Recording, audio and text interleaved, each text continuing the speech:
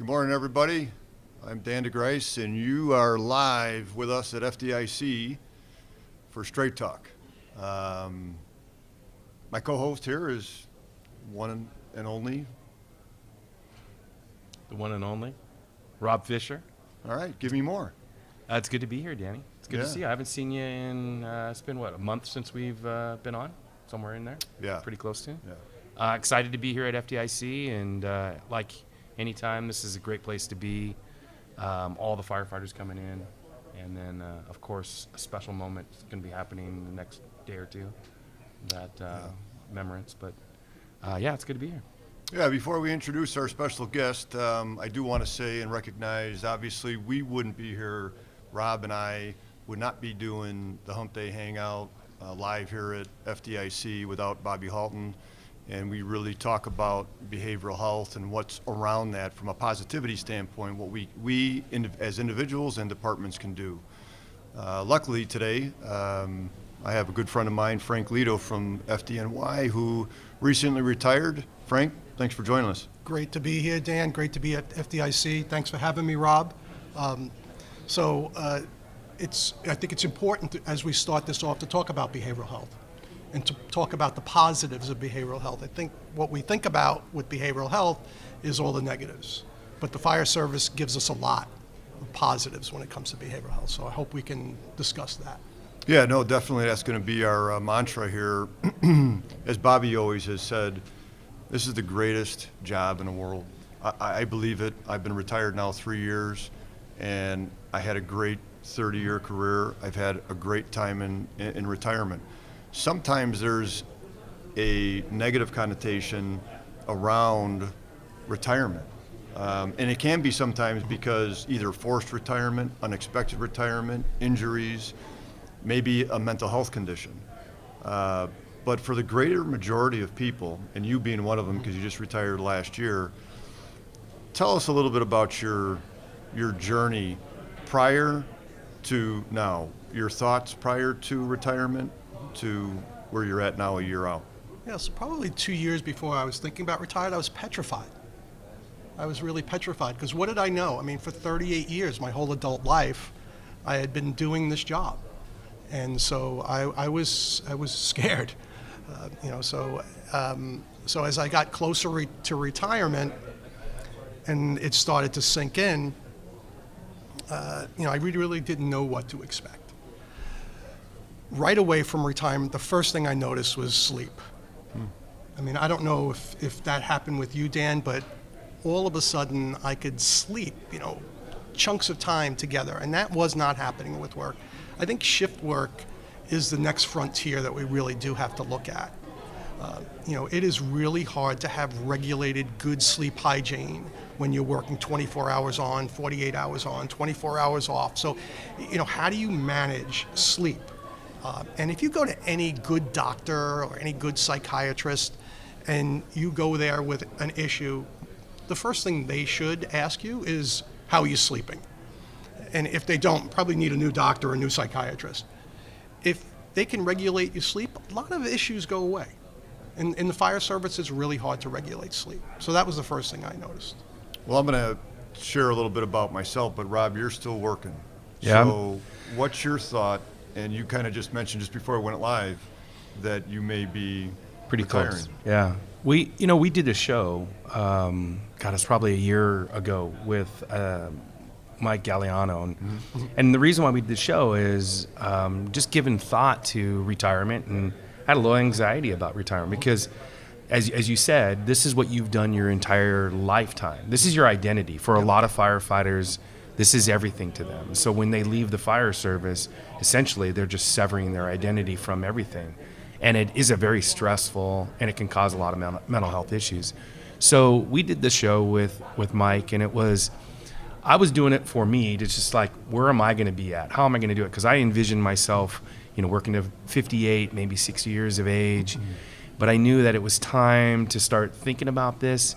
And yeah, there is a lot of anxiety looking at this, as it was approaching. But yes, life changes. You start doing other things, and we were talking last night while we were out networking and some fellowship, and and that you start to realize that if you don't go through the door and shut the door, you can't see what's out there, what's ahead of you.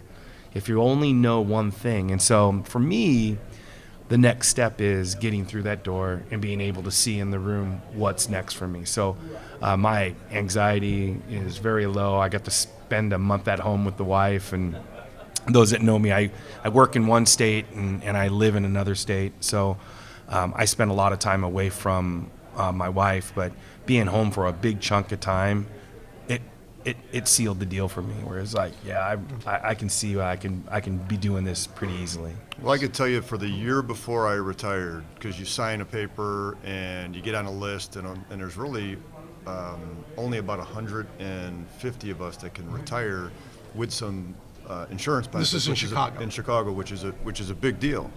So at first, I'm not sure, can I retire, can I not? With 30 years, can you do that? I wanted to move on, and everybody was asking me, what are you thinking? I said, I don't know, because I haven't gotten there yet. I don't know. I know what it's like to go off a high dive or a low dive or scuba dive.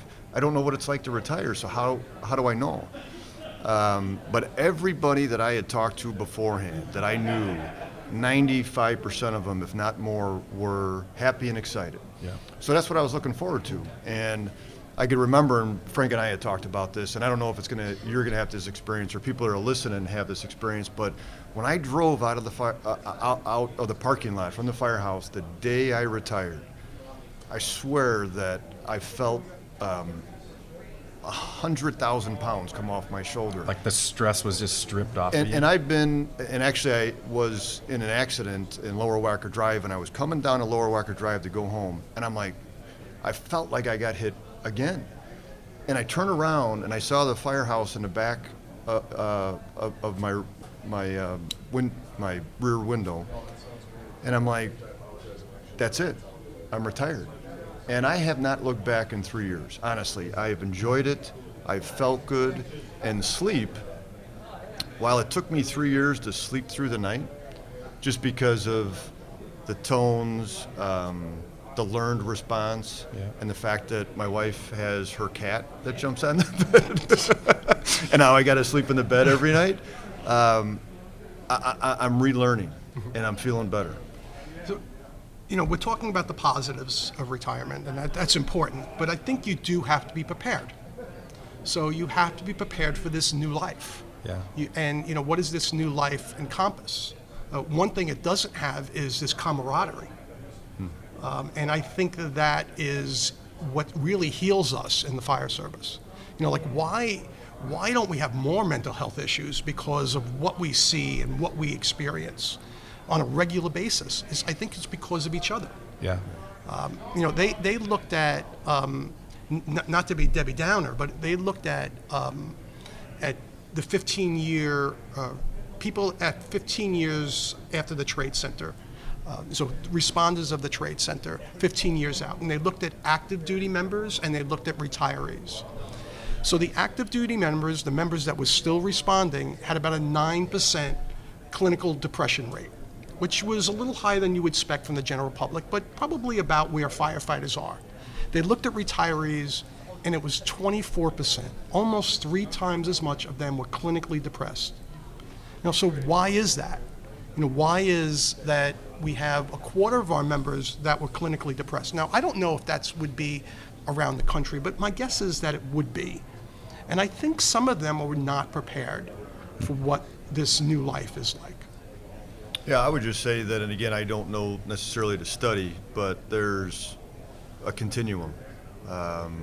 Life, and then from depressive symptoms, dysthymia, low-grade depression to major depression, a lot of symptomology, length of time.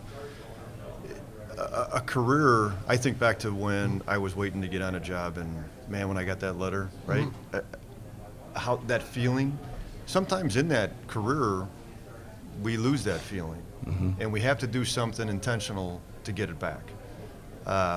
Life gets in the way, and experiences get in our way, and the experiences we have are things that people necessarily only see on TV. When I went into retirement, I had not dreamed in the last 7 years of my fire career, and I have been dreaming every day. I invite that. It hasn't been bad dreams, but so that's something new. So I'm like, at first I'm like, that's bad. You're because probably it's- getting good sleep. Well, That's well, probably it what's was happening. new, and I'm like, is that good or bad? Yeah. You know, Yeah. what value do you put on that? So, again, retirement, if we don't plan for it, how many departments have some sort of 1, 2, 3, or 4-year plan for people to merge into retirement that hopefully we will last 30 years in?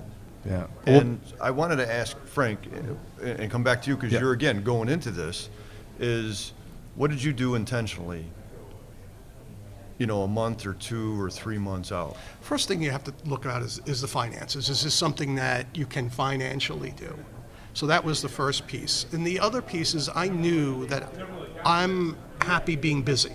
Like, I'm not the kind of guy that can sit on the couch and watch television. It's just never been my nature. So what was I going to do to feel productive? You know, you go from, you know, like you know, you're a battalion chief in downtown Chicago to walking the dog the next day. You know, you're in charge of, you know, hundreds of people, and then the next day, you know. Well, I want you to talk about that for a second. So Right. again, I didn't really introduce you in a sense of, but if people don't know you, they probably live under a rock or haven't seen you on a golf course. But I mean, you retired as the deputy director of the FDNY Counseling Center. You helped kind of manage the behavioral health piece at Ground Zero. You went from 5 staff to 50 peers and 50 clinicians and 4 and 5 sites with millions of dollars to manage 12,000 active and innumerable retirees after probably one of that event, right? I'm not going to put a name to it. To retirement, where your phone rang how many times in a No, given day? it didn't stop ringing. So it was just a matter of the calls that I needed to answer right away, or the ones that I needed to get back to. The text would get backed up with, you know, you would see that little thing on your text and it'd be 70. It was relentless. And we've always been taught in the fire service not to say no. Like, so boundaries is really something that we really don't deal with. You know, like when there's a call, we go. Yeah. And, you know, like, it's not like I'm too tired or we just went on another one, or you just go. So one of the things we weren't taught is about boundaries. So in my role, it was overwhelming. You know, so you had to worry about the budget. Every life, every family is important. There's not one that's more important than the other. So when someone reaches out, I always, in my role and the people that I work with, I always would say, assume that's 20-year career or 30-year career. This is the one call they're going to make to us. We cannot mess up. This call can change a life. This call can change a family's life, because we know that, you know, mental illness is a family disease, and, you know, substance abuse or someone that's struggling with PTSD after, you know, a work event can affect the family. So I think that was a lot of pressure that was on me. So I had to be prepared for one day to have that, and then the next day, you know, that was to be removed. So that would be positive. But then you feel like, am I contributing? Am I like? And I would just imagine the same way that you feel and you're going to feel. I mean, you are contributing to society. We decided on this career. All of us decided on this career not to become rich. We decided it because we wanted to have a life of service. And, you know, how are you going to fill that void? And I think you really do need to fill that void. Yeah, thanks, Frank.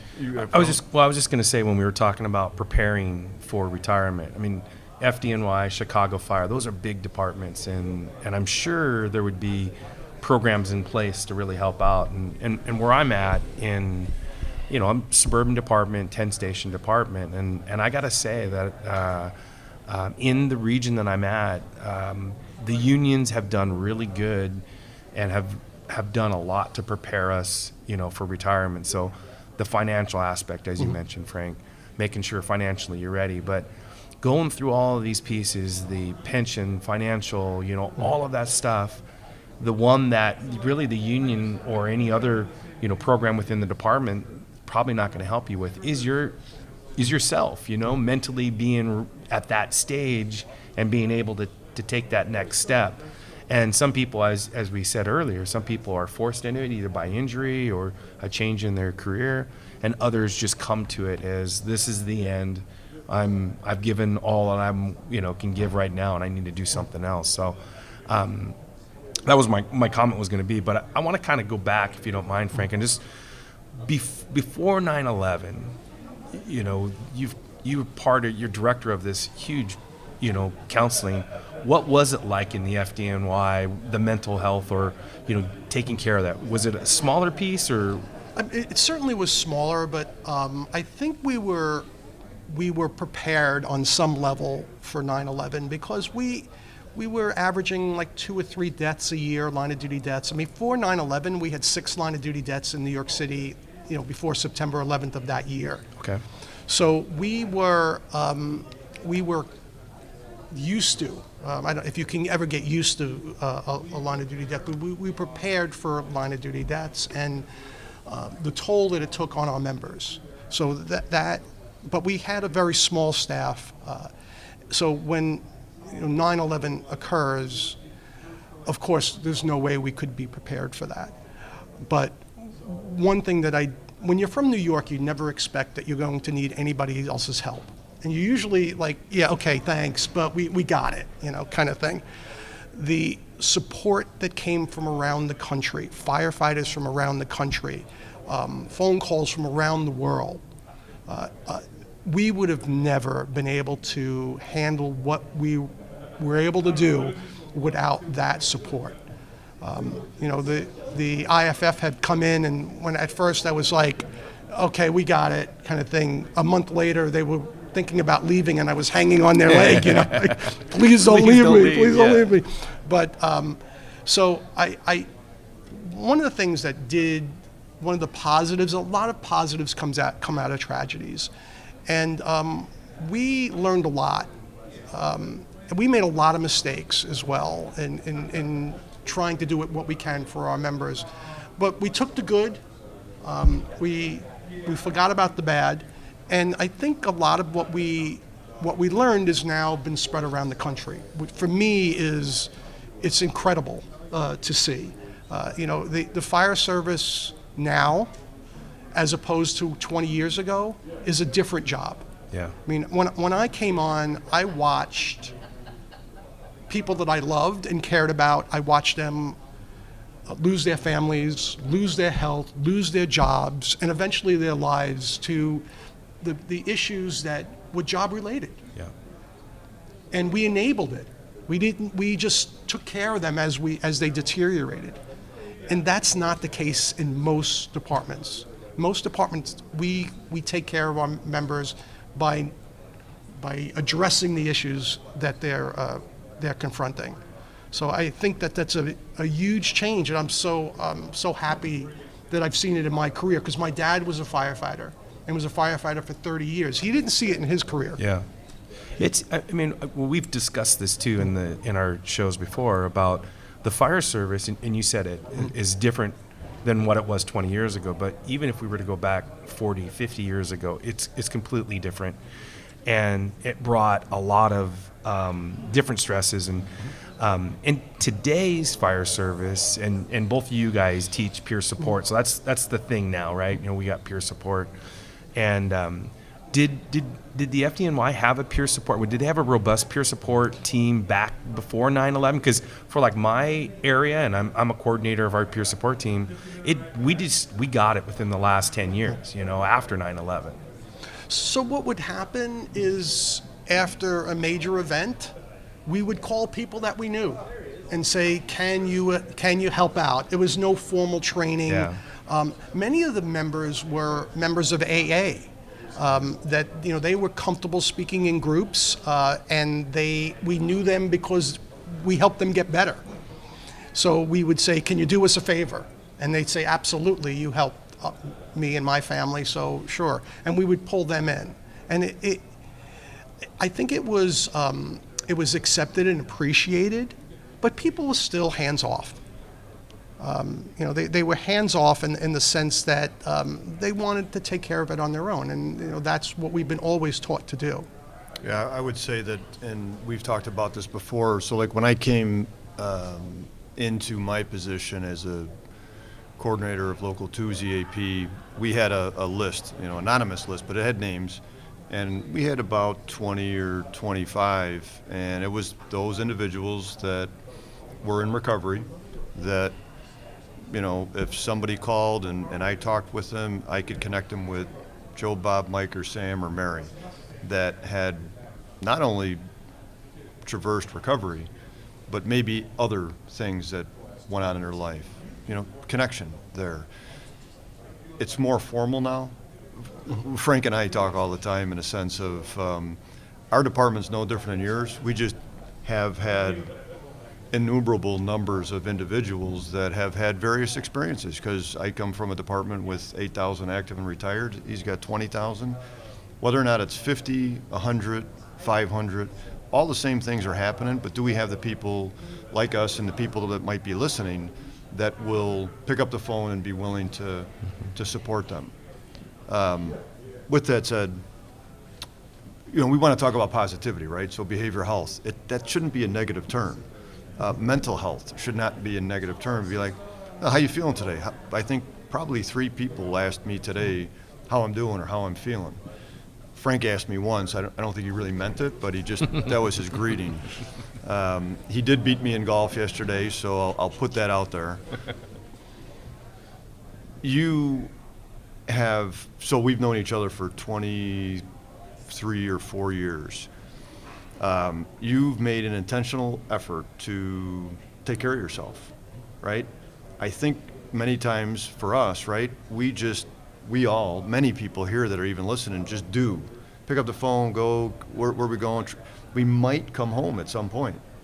That took away from our family, but also took away from our health. And you've made an intentional effort in the last year. Can you talk about that? Sure. So for 38 years, I was a servant to the New York City Fire Department, a willing servant to the New York City Fire Department. And also, part of that is, raising a family, trying to be a husband, a father, and trying to balancing that. I realized that someplace like 15 on the list was me. And that was right up kind of to the day I retired. I mean, I was trying to do things for myself, but when you have so much responsibility, it's hard to put yourself on top. So I have made a conscious effort with nutrition and exercise and meditation, and just trying to balance sleep, trying to balance that. I mean, it's better late than never. I know a lot of people have said, I haven't taken care of myself. I'm 50 years old. I'm 60 years old. I'm not going to start. It really is better late than never, and I feel so much better than I did 5 years ago, and that's usually not the case when you're getting older. So I would really impress on people to give it a shot. Think about the next best thing you can do for yourself. As far as eating right and exercise, and all the other things. I mean, I talked about boundaries before, and I also boundaries in your life. When is it your time and when is it the families or the departments? Yeah, one of the things I think I shared with you guys is when I did research on stuff. Losses on our job. One of the things that I also looked at is longevity after retirement, right? We couldn't wait to get on a job, and some people get off and you want to do your own thing, but historically in the 90s for Chicago Fire, the average life expectancy in retirement was 4 years. Oh. I mean, 4 years. So retired 63, gone at 67, and maybe those 4 years weren't good. And then from 2000 to 2010, it increased, but it only increased up to 7 years. that's not enough, right? Yeah, I mean, I always wondered, I said, wow, we have such great pensions. But the people that were making those decisions knew that we weren't going to live so they didn't, to get them. So they didn't give us great increases while we worked, but they said, here, we'll give it to you on the pension. My dad retired at 58 and died at 62. So he was relatively typical of that era. We have to break the trend. And the way to break the trend is to start taking care of yourself emotionally, which is going to lead to physically. If you're not well emotionally, it's really hard to take care of yourself physically. Yeah, those two are tied together. If you got to do one, or you can't do one or the other. You got to be doing both together, and they're gonna pull the other one along. In that. And things that we don't talk about in the fire service, or we don't like to talk about in the fire service, is substance abuse or alcoholism. We clearly have a higher percentage of that than the general public. Obesity and being overweight, we don't like to talk about that, but it's something that we need to address. If you're not addressing those two issues, it's going to be a hard struggle to have good quality of life. What else? What else? Well, because you said to us that you're looking at retirement. I mean, you achieved the position of battalion chief. Your family is in another state than you work. You took a different position, and now, and I don't want to speak for you, but kind of put a strain on some things. So you're in a... Yeah, I'm in that gray area, I guess you could say. We're just like transitioning to all of the stuff for, getting ready for the future and retirement. But again, so my thing is, because battalion chief, father, grandfather, you have your own mentoring focus and company. You do things with Brothers in Battle. You do a number of different things. You're going to be surprised by this question, but how are you doing? Oh, I'm doing great now. Through this last few months, it's been a challenge, but it's been the thing that's kind of pushed me through to see the other side, and to see that that I am prepared, moving forward. And as you said, I've got all these other companies that I'll be teaching with. My biggest thing is not the identity of being a firefighter, but my biggest thing is the brother sisterhood, and not being in the station, and maybe not, being at the call and having that, being able to help out. I mean, as cliche as it is, I enjoy helping, and so losing those things and trying to just adjust my future so that, okay, well, I'm still going to get some brother and sisterhood, teaching and out on the road and doing those things. I might not be putting on a uniform, and might not be going on the big call or whatever again. And those, I think I'll do fine, working through that, because if you don't have a purpose, then you're really going to struggle moving into that next chapter of your life. And I think the purpose is just to be a part of the education process, and continue sharing what experiences I've had over my 30-some year career, and then in that I would be able to have some of that brother sisterhood along with it. So something I was thinking about is we also have to think about our families. Now all of a sudden, who's this guy? Yeah. Like where have you been for the last 38 years? And now we're kind of invading our significant other space, right? They've had this space, or if you retire young, you have, you're rearing children, and all of a sudden here comes the retiree, putting his or her 2 cents in. So I think that is something that you also have to negotiate with your family, and I think you have to come in, kind of come in quietly, not just drop it. Yeah, drop in. Did you actually? I mean, because you've been married for 34 years with Chris, right. And because I had a conversation with my wife about that, because I remember back when I had a daily day, and I remember telling my wife, I said, "Hey, what do you want to do on Wednesday?" And she kind of did one of these. Right. What? And I'm like, "I'm on daily." She's like, it wasn't like, "Oh yeah," it was Right, right. "Oh, I think my wife, You're ruining my No, I routine. think my wife Yeah. liked the remote a couple of nights a week.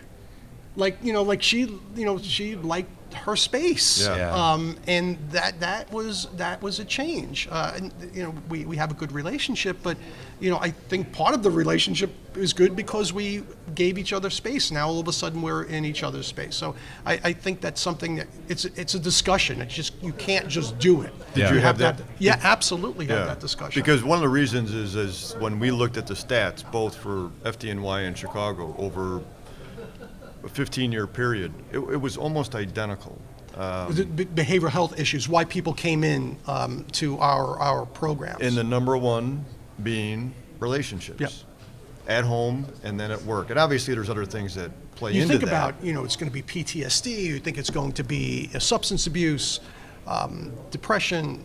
Number one reported issue is relationships, either with their spouse or their children or their parents. That's why they're coming to seek counseling. I know my wife's listening because I was texting her before we were going on, so I know she's listening to this. Next to the pool? I don't know. Honey, are you next to the pool? I don't know.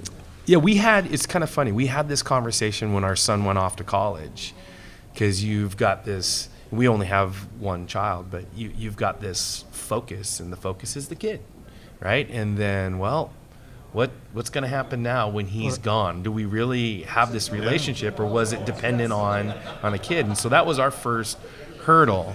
And then again, going back to I got to spend a month at home, and we saw each other every single day, and we travel and we do things. So I mean, I've had long periods of time off where my wife and I have been traveling or something.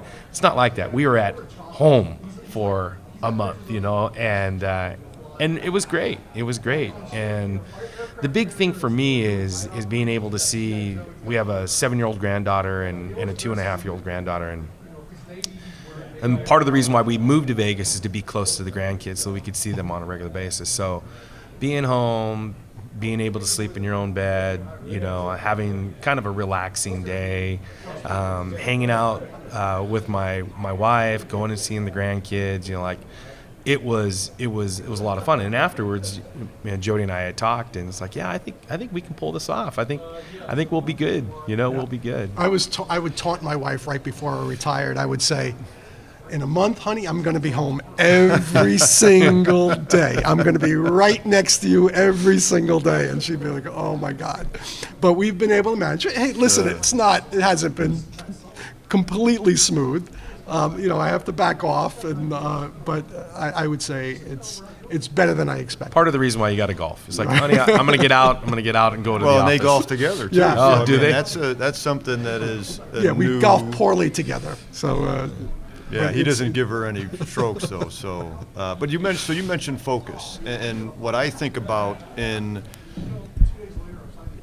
our fire service career, right? We have a tendency to focus on the things that just went bad. And when I hear a lot of people say, well, let's go back to the basics. Well, every day everybody should be focusing on the basics and then move on and also look forward to what do we need to look at so we don't have a near miss or an event. From a behavioral health standpoint, I was keeping statistics just like you, right? And then you'd see trends and things that would come up. And I could tell you that from a focus standpoint, again, from like retirement, I didn't think about it until the last 2 years. Not even on the radar. Until my buddy that was the captain at the house that I ran out of was retiring, and I was asking him questions. And in the last year, I was doing it, and everybody was asking me questions. And like I said, I still don't know, but I know this. I know what I have to prepare for and plan. And I've had those conversations with my wife is, hey, how is it going to be with me being in your space now for every day, unless I'm away? Because before, I didn't even think about it. I was just home. Right now, I'm understanding that she had a routine for 30 plus years and expected me not to be there. And that really, I mean, let that soak in for a second, right? She really said, for the most part, I don't expect you to be there because you have 2 jobs and you have a business. And that kind of sunk into my heart of like, well, don't you count on me? She's like, yeah, but for the most part I can't because you're doing X, Y, and Z, which a lot of individuals do. And then I wonder why the conversations at home were brief. And I've had to focus on that and have that clear communication with her and really become friends again. Honestly. It's like a new relationship, I would assume.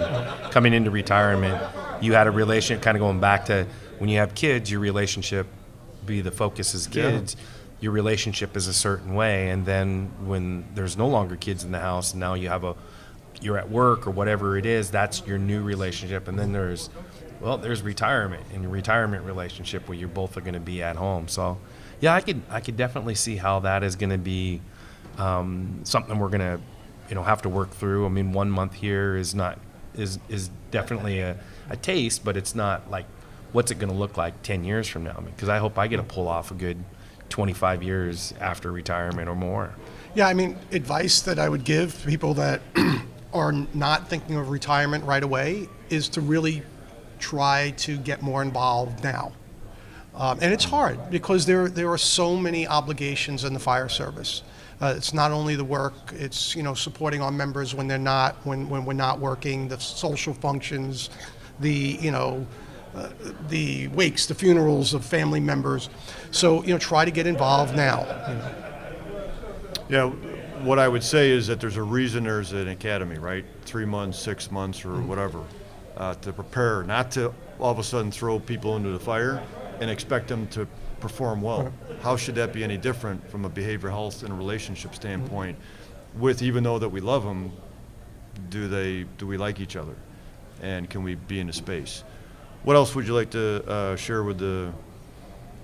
Well, there really is so audience? much. I mean, and I want to keep on the positive, How about our thoughts class? about fire service. How about our class today? Yeah, so we have a 4-hour class. 4-hour I'm 4 hours with this guy. So I was 4 hours in a golf cart with him yesterday, and 4 hours in a class today. Talk about I'm needing a marriage counselor now, right? Anybody? See, Frank, I'm the smart one. I stayed away from it. That's why I'm not. I look a little bit different than you guys. Yeah. So I'm not stuck in your class. You do, by the way. Yeah. Oh, okay. They Well, actually tell him that. he's teaching, but I'm actually a 4-hour therapist. I think we're, like I said before, we're moving forward with behavioral health. Our ancestors in the fire service, they've evolved peer support. It was 200 years ago, there was peer support in the fire service. We've just given it a name now. We've made it a little bit more formal. But we've been taking care of each other, and we've been taking care of each other's families for generations. And doing it well. And doing it really well. That's why, people really love this job. What is it? How is it possible? You work ungodly hours. You're always dirty. You see the most horrific things. Like people that that don't do this work. Like, how is that okay? It's not just okay. It's great for most of us. And I think the reason is that kitchen table. What the healing that goes on there. That has, I know that carried me through. I always tell this story, and it's a really important story to me. I was a young firefighter, 24 years old, in a busy firehouse in Brooklyn, and we had a horrific fire. And I had never experienced anything like it. We had 8 losses, and 7 of them were kids that were under 10 years old, and I'd never seen anything like it.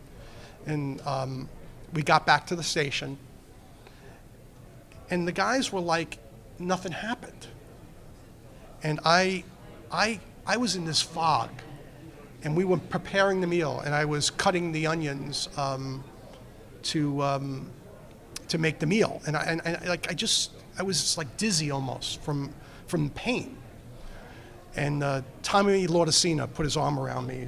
We called him Mad Dog, and he said, "Hey Frank, you start that fire?" I'm like, no, Tommy, I didn't start the fire. I said, what are you talking about? He goes, do the best you could? I said, I did the best I could. Then cut the effing onions. And I was like dizzy from what he was saying, but then like I realized that he saw that I was not well, and that was his peer support. Like he came over and he said it's okay. And you know, on some level, this is what this job's about, and we're here for you. And you know, he probably remembered the first time he experienced something like that. And back then, it was not okay to show emotion. You know, it was not okay to cry. I mean, I felt like it, but how was I raised? You know, especially as a young man in an Italian family, when I would tear up, my father would say, "You want something to cry about? I'll give you something to cry about." So what did you learn? You learned that showing emotions was not okay. You know, what does that come out in? It comes out in anger. It comes out in other things. So, you know, what we can teach our own kids, you know, little boys and little girls, and what we can teach our firefighters is that it's okay.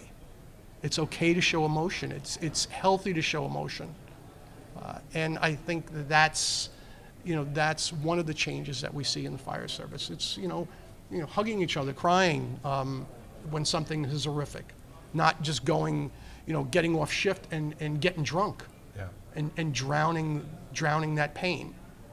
You know, that's alcohol works until it doesn't.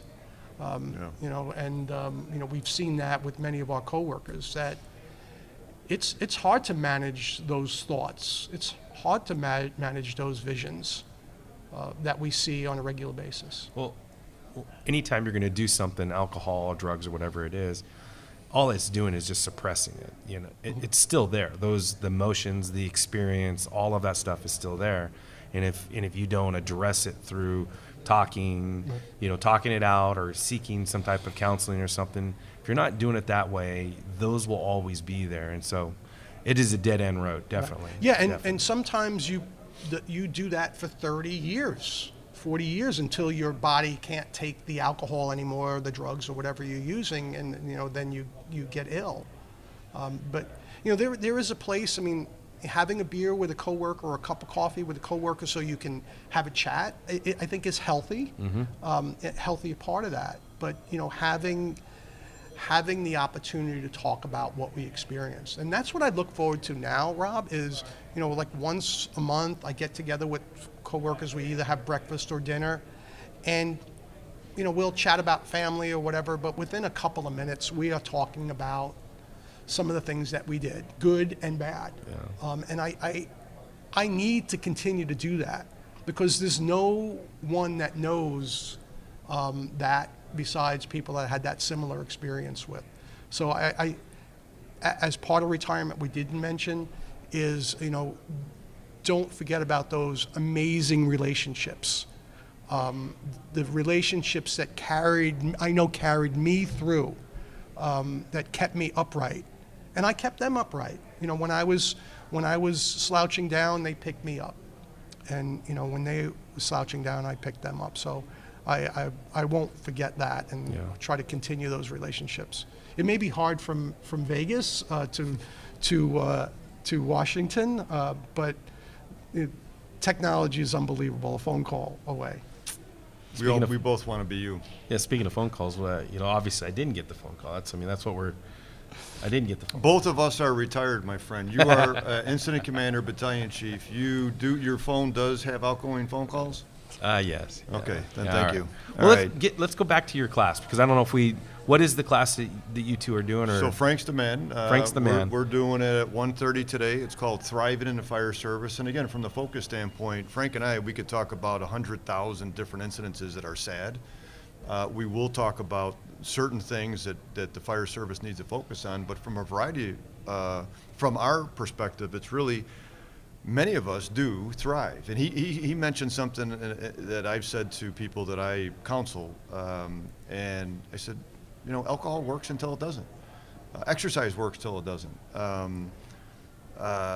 pain medication works till it doesn't, and then what happens there. So we're going to have that conversation today in room 238, 239 at 1:30 to 4:30 to really build on the strengths that people have, talk about that, and really have that conversation, right? Where's the venue to have that conversation? Yeah, and we're moving away from, you know, behavioral health and mental health and physical health having their own silos. Yeah. It's all intertwined. And mental health, we always think of this negative connotation, but we're all always not well. So I think it's important to talk about depression. You know, like we may experience in our life. So let's have that conversation. I always think about, a firefighter that walks into a doctor's office and is given a low dosage of an antidepressant because he or she needs it, and they walk out of the doctor's office and they're not even sure if they are allowed to take it. They don't know, and they don't know who to ask. So let's have those conversations. Let's have the conversations that are important in the fire service, and not always sweep those things under the rug. Well, just look at, 35,000 fire departments across the country, right? That's 35,000 fire chiefs, assistant chiefs, deputy chiefs. Have they been educated and trained onto what to look out for to manage a healthy workforce? Some of them have, but I'm going to guess that the majority haven't. We spent most of our lives both being firefighters and behavioral health focused, right? And we still made mistakes. So our goal really is to provide that information for people that, as incident commanders, you need to know hazmat and water rescue and high angle rescue and low rise and high rise, and I could go on, right? But what about behavioral health? If we're telling you that the number one issue in New York and Chicago, the reason we got called was because of relationships, both at home and work, where is that understanding and training that should begin from the beginning and through retirement, so you can have better quality of life? Yeah, I recently did a training in a place that I won't mention, and it was a number of different departments represented there, but a chief of one department would not give his members the time off to go to this behavioral health training, which was going to benefit this department because they were trying to start a peer program. And I was thinking to myself, I wonder if they had a 2-day training about the continuing or improving the life of the apparatus that would increase the apparatus 5 years, where you didn't have to buy a new apparatus. Would he had sent this man and woman to this training? And my guess is yes. Now with talking about equipment, and we're talking about human beings and the soul of your department. That's what we have to think about. They're not equipment. That's how it runs. So if we're not thinking about their health, physical, mental, medical, that should be our number one priority. Yeah, if that's a leadership issue where you're talking about finances, Can I save money by investing a little bit? Do I save more money? When we're talking about people, you're not thinking the money side of it. I know that there is an element of it, but you shouldn't be thinking the money side of it. Should be, is this going to make my people better? That's a whole leadership issue. And you think about why people take off in the fire service, like why the people go on medical leave or have call in sick. Many of those issues are mental health issues. They having family problems, or they're have diabetes because of their nutrition issues. So if you can address mental health issues and behavioral health issues, I think there is data out there. It's going to improve your bottom line. You just have to be confident that that's going to be the case. Frank, I want to, on behalf of us, FDIC, behavioral health, the fire service, thank you for taking out your time Our time has come to an end. Yes, it's coming I to the want to end. find out why your mic makes your voice sound better than mine. He's got that radio. He does have a radio voice I in have that radio voice. What is going on here? I think we got to talk to Well, somebody. I talked to the staff and I said, make sure to give you guys these crappy mics and give Wonder me a why he professional sat down mic. first, right? And why is yours so high?